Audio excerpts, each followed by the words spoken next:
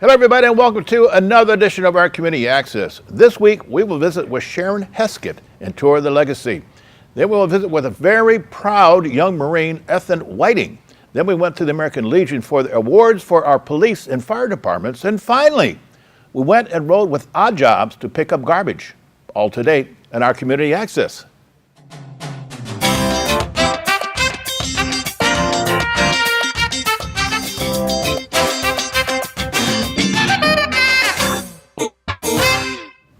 Welcome back. This story we call Joy Riding with Sharon Heskitt. With the story is our reporter, Terry Stiles. Terry?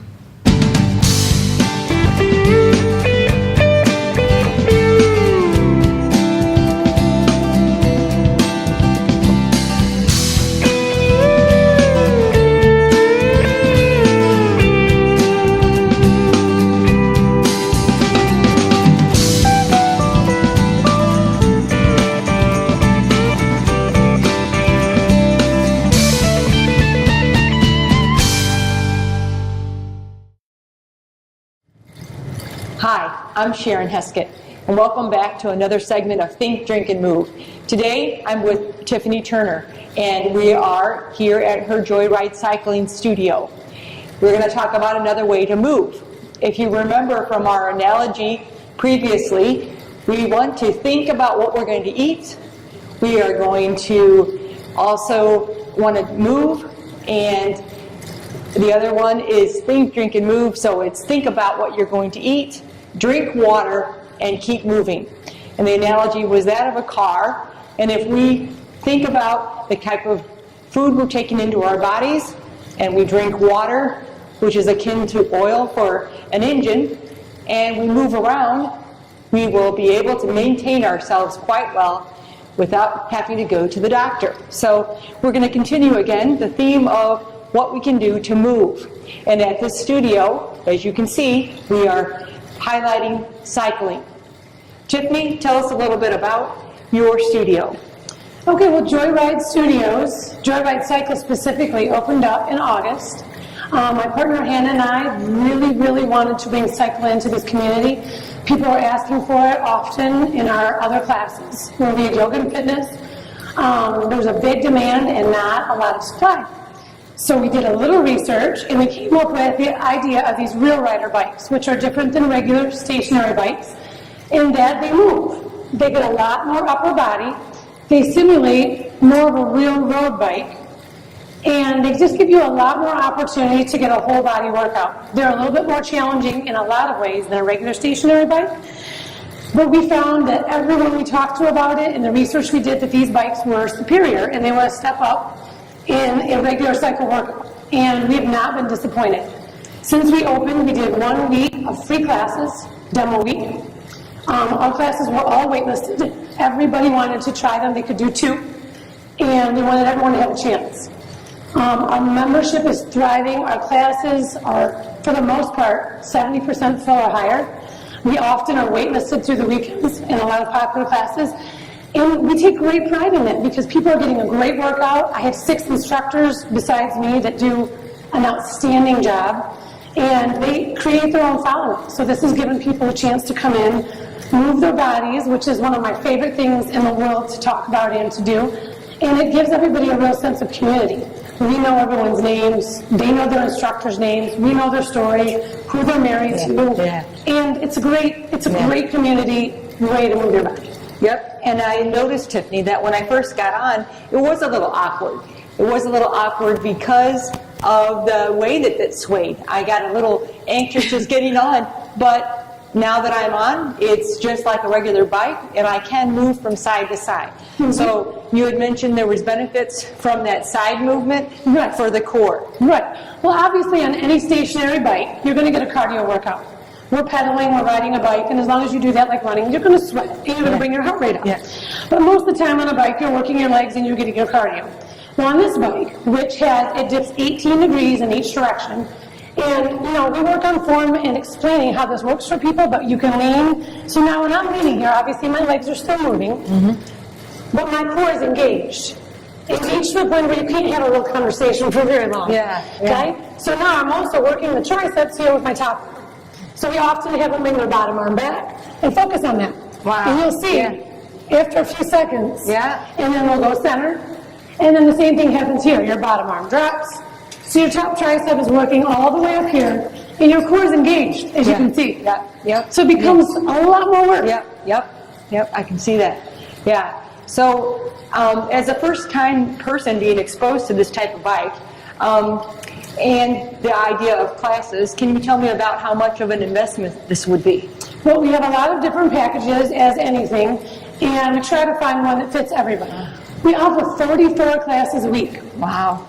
And so we cycle every single day, and then you mix that in with the yoga and the fitness, and it's, in my mind, a perfect trifecta. Yeah, I can imagine, because after you get done with a workout like this, it would be very important to stretch. Exactly. And that's where the yoga comes in. Exactly. Yep.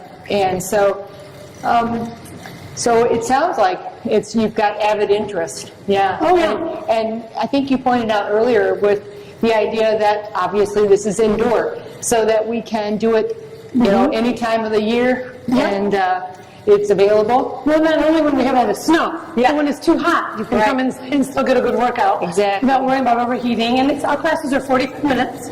Yeah. Okay. And it's a perfect amount of time without too much investment of getting to move your body and move it with friends. Right. And the other thing is you notice on these bikes there are water holders, and that's really important to drink water to replenish, not only just from, you know, the sweat that people obviously get, but even as we breathe, we're exhaling water vapor. So we need to replenish that. So that would really be important. What ages, because we try to, you know, promote this for families, what ages would there be a limit to as far as having kids? I mean, some kids are really active innately, so others aren't. So, Well, I'll tell you, one of my passions is kids exercising, kids moving. I have 4 kids. My kids are all athletes in one way or another, but I'm a big promoter of any kid, especially parent and kid, coming and working and moving their bodies together. Yes. On Wednesdays, I offer a community athlete ride, so athletes, kids 12 to 23 ride for $5. And I've had a big following of kids. We have some great pictures on our Facebook page that'll show you how hard these kids work. I have a little boy, Zach, who's 12, and he has come every Wednesday since we opened in August. Wow. And I just told his mother on the last Wednesday, I can't believe what he can do now. So these awesome. kids, as long as they're big enough to be on the bike, Yep. and I supervise them, I let them come at age 12 and up. Okay. And they often come with their parent, and now some of them Yeah. come on their own. My kids come. Yeah. My boys come. My daughter's 13, and she's a competitive swimmer. And I would say she does this 2 to 3 times a week. And it helps her cross-train for another sport. yes, that's So I want kids to learn how to do that. Not just your sport, but what you can do to get stronger for your sport. exactly. And you brought up a very good point of cross-training. I myself, I do yoga as well as I run on occasion, not as much as I used to. I do swimming, but all of these things, you really need to kind of make sure the body gets it from a couple different angles. Right. So, And we talked about the idea of swimming. Yes. And cycling having very little impact on your joints. Yes. So we get people who've had a knee surgery. We get people who've had an injury. I've had some new mothers just come back off maternity, and everything is adaptable. Yeah. But it really takes a lot of the pressure off your joints, your back. And every class is, able to be modified. I have a woman, Tanya, that comes and she's had some surgeries. So when we jump, sometimes we're up and down out of the saddle. Okay. And she just doesn't do that, which is fine. I told her a long time ago. Just Yeah. sit, turn up your resistance, and get a workout. Yep. And that's really, really important. Our heart is something that we have to really maintain, obviously, and it's a muscle like any other thing, and it'll adapt to the increase in exercise, and it's what helps keep us healthy. In the center here, there are places to grab a bike. It's important to replenish the body after the fuel's been used up. I do encourage those kids, especially that come to work out with me, to remember to get some protein as soon as they're finished.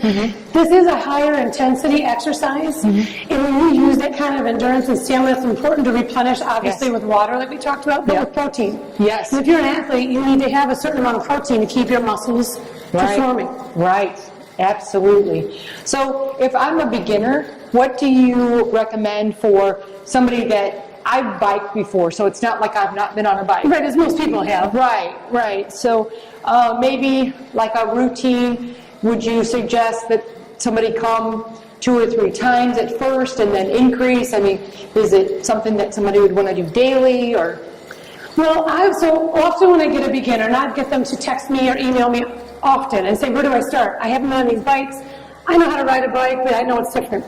I usually send them to our Wednesday 5:30 class, which is where I have my kids. Okay. And I see that as, first of all, it's a little bit shorter. It's usually a 30 to 35 minute ride rather than the 45.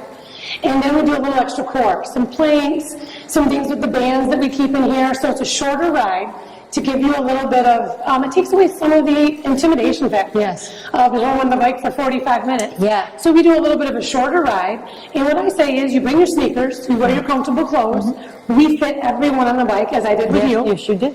And I just keep an eye on our first timers, but I have to tell you that most of the first timers come back. Yeah. Because they believe in how it makes them feel right Absolutely. when they're done. Yeah. And it's for everybody. It's for absolutely everybody. I have young, I have old. Yeah. I have this size and this size and this size, Yeah. and they all do fine. One of the things that I really like about biking is when I'm outside, I like just the feeling of freedom and, you know, different things going by me. Obviously, it's different here. You have music. And the thought occurred to me, would there be any chance that you could do like a virtual We actually picture? are prepared for that. That's cool. So if we weren't moving the bikes right now or very soon, Yeah. we had that wall painted white on purpose because we bought a projector that can be hooked up. Yeah. So there's a YouTube red station where you can put the music in and it'll show very you cool. scenery in the woods, or you're winding down a mountain, or you're going along a Very river. cool. So then you can make that match your ride. Yes. Oh, we're going up the hill, you're going to turn up your gear. I love now we're that. all going to climb the mountain together, and it does make the class go by I love a little that. bit nicer, but we also play really good music. Yes, music really motivates Yep. me as well. So that just occurred to me. I don't know why. I No, never we really are thought of all that. set for that, and I'm hoping Yeah. once we move the bikes, Yeah. that that'll for sure be something we can This bring is in. cool. And you can do this on this bike. You couldn't do it on your own bike. At least I couldn't. No, and I'll show you one of the popular moves that everyone does, and it's not something that you're ready for right away. Yeah. You know, like I said, we'll go off, Yeah. and we'll Yeah. go down, and we'll do some jumps, but a lot of the instructors will do with this, which is we call a little side to side. Yeah. And it's what you naturally do when you're riding up the hill with Exactly. your own bikes. You Yes. pump your legs, Yep. and you use your whole core. So you can see right now, my arms are working. Yep. My core is working. Yep. And your heart rate comes up right away. And Yeah. you come back down, and you can go low. That's awesome. You can go high, and there's a Yeah. lot of options. Yep, very cool. Well, I'm kind of out of questions. I really have enjoyed your time, and this is awesome. It really feels very comfortable, and I know that you will provide anybody any assistance for first timers. Definitely. So, And we welcome all new people. yep. We Thank love you our very much. community. Thank you. Thank you.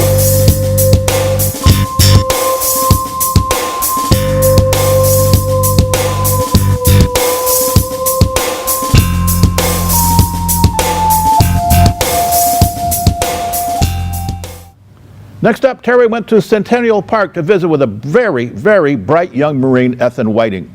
This is an exciting story. About this story, Terry. Such an honor to me because of course, many troops don't come home, but it's even sadder when some troops don't come home and aren't recognized. Okay, Bill, we're downtown in Centennial Park, and I am with Ethan Whiting, and Ethan has a special project that he's going to do. Ethan, you wrote an essay at school. What school do you go to? I go to Walden Middle School in Lake Gorion. And what's that essay all about? It's a very special one, isn't it? Yes, it is. The essay was about me getting picked to lay the wreath at the tomb of the unknown soldier going to Washington, D.C. on our school field trip. So I should say that you are one of the young Marines in Oxford, correct? Yes, ma'am. What does that mean to you to be a young Marine? It means so much to help out the community too. We do a lot, like our mission is to have less drugs in the community, but also it's very military based. It's similar to Boy Scouts, but a lot more military based. You're learning a lot about community through that program. I know you are. How long have you been involved with the Young Marines? And tell me what your rank is. So I have been involved in the Young Marines for about 5 years now. I have been the longest in there, and I have the rank of corporal, which is currently our highest rank in the Young Marines. So in my unit, which is the North Oakland County unit, I am the squad leader, you'd call it. And how far do you plan on going with this? How far can you go with the Young Marines? In the Young Marines, you can go up to high school graduation or when you're 18. And then you can, if you decide to go into the Marines or Navy, you kind of get an extra boost from boot camp. And talk about your medals that you've earned. So several of them, like for example, the community service ribbon, you need 50 hours of community service in 2 years. There's also, like, we also do a lot with like health and first aid. So I have a basic first aid ribbon, an advanced first aid ribbon, and a CPR ribbon. I also have Young Marine of the Year ribbon, which is for the unit. Then you can go up into like battalion, then regiment, and the overall Young Marine of the Year. There's other ones, like there's the basic ribbon, which is right when you get out of boot camp, we call it, which is right when you finally become private instead of a recruit. So your essay that you wrote, what was that about?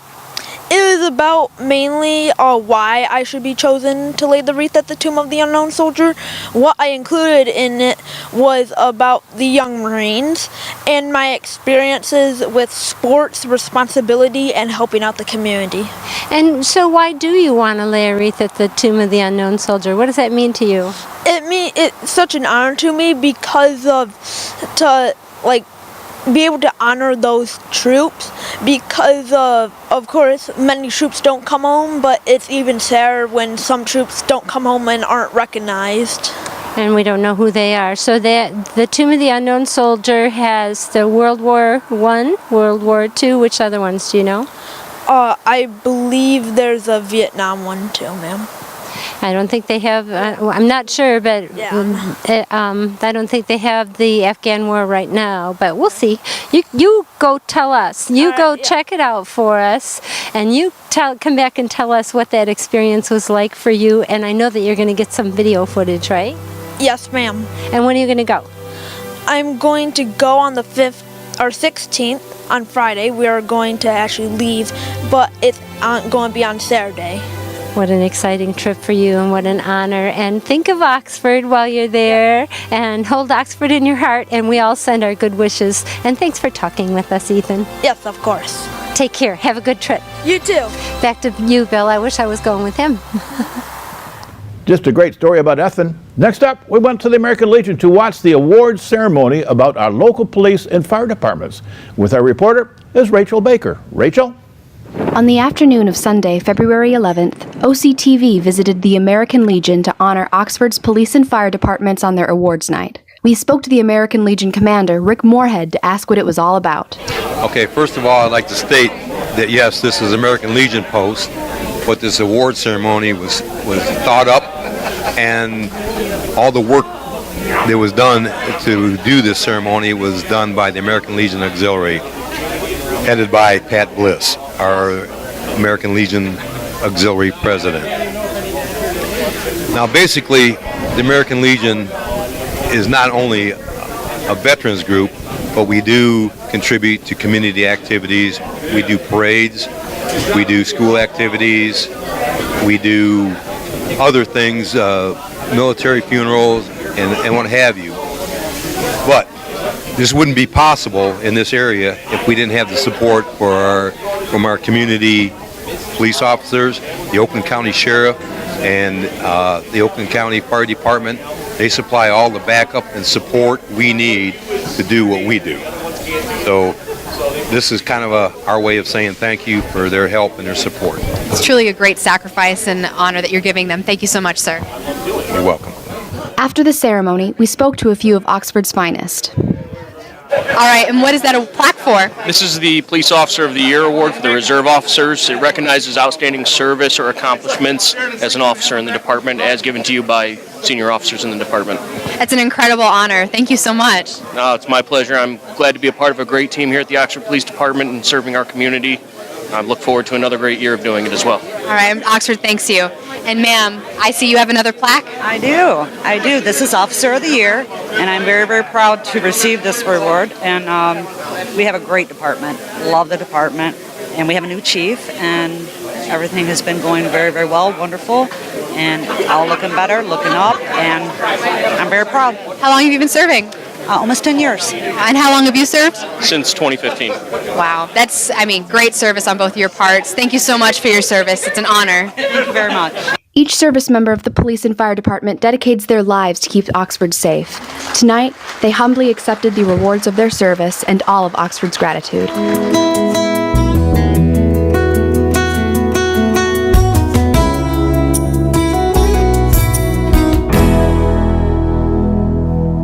That is always a great ceremony. Thanks for the American Legion Auxiliary. Next up, have you thought about being a garbage job? Let's watch Odd Jobs on the Job.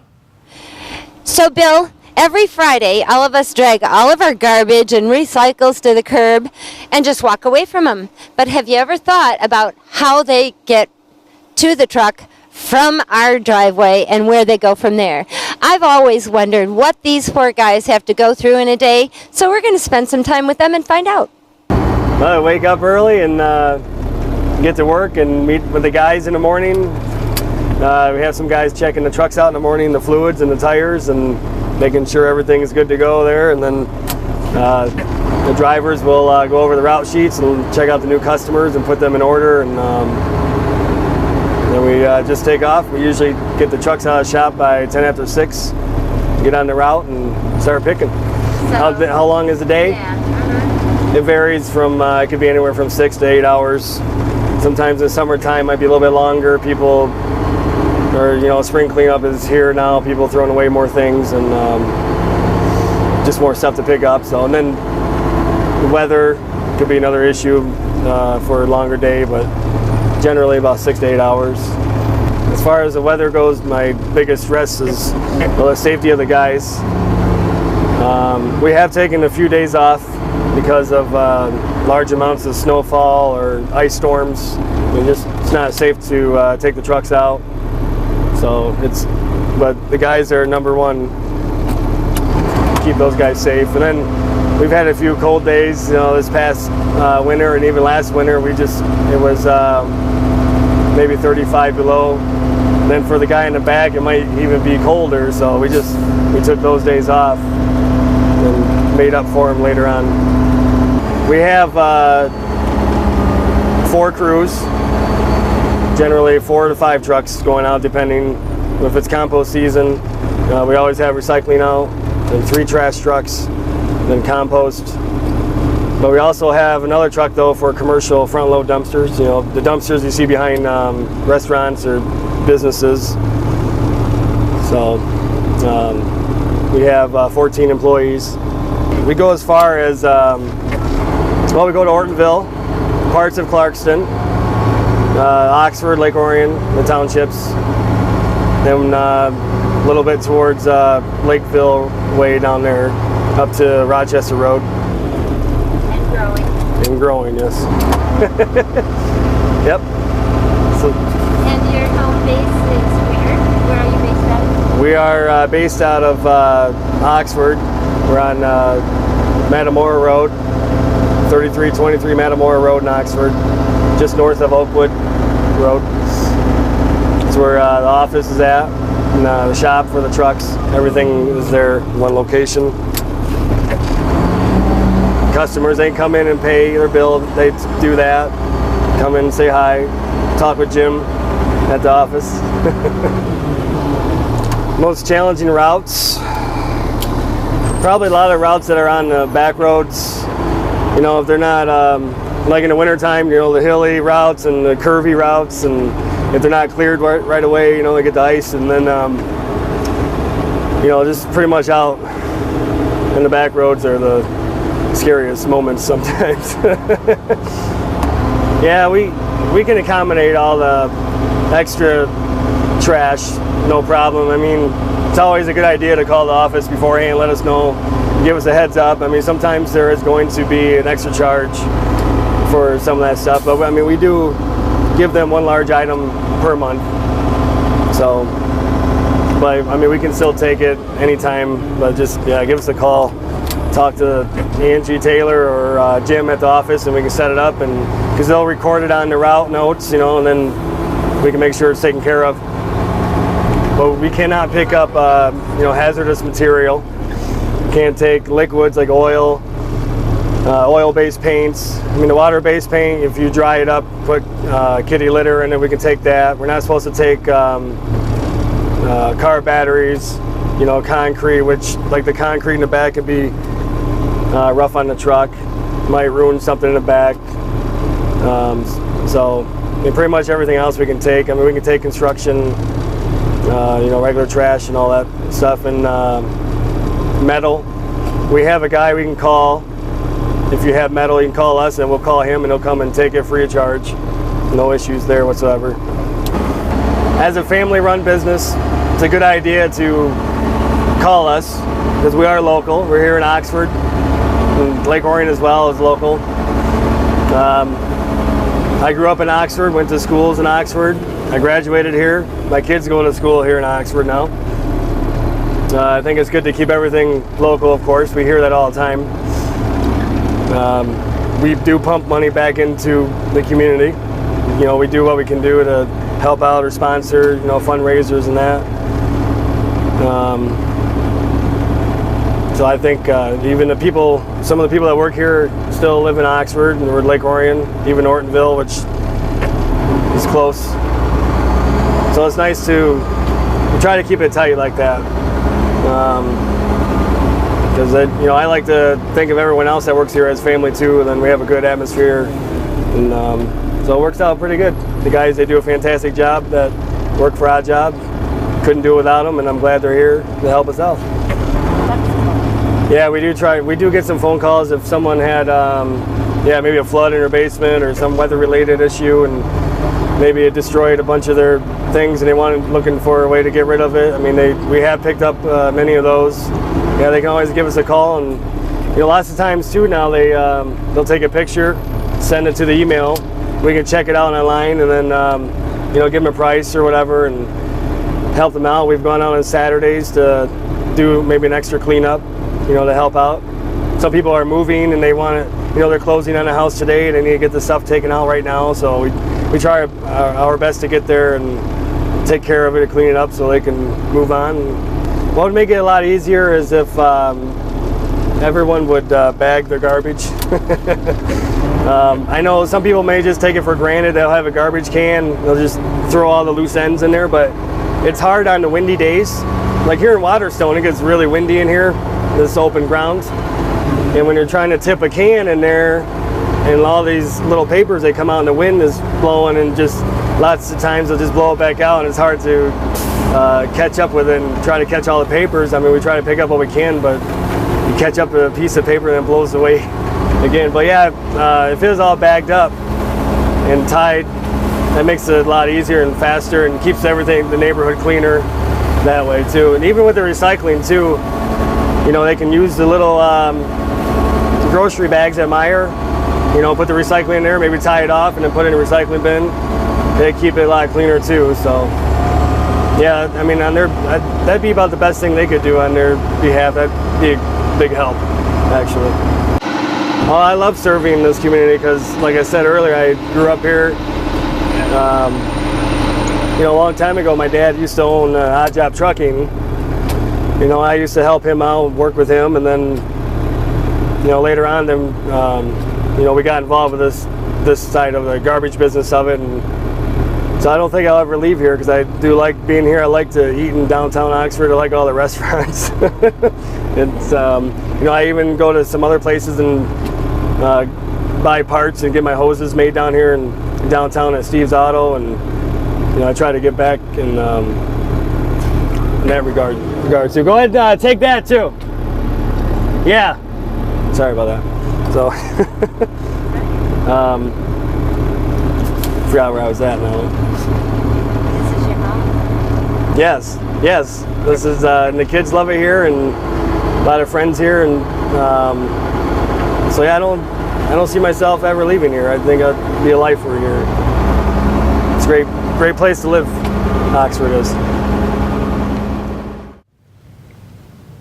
There you go. Well, that's all the time for this week, and we hope you enjoyed our program. So for our reporters, Rachel Baker, producer and reporter and editor Terry Stiles, and for our photographers, Russell Curry and Leo Raich, and as Weiss, I'm Bill Service, and you have a great week.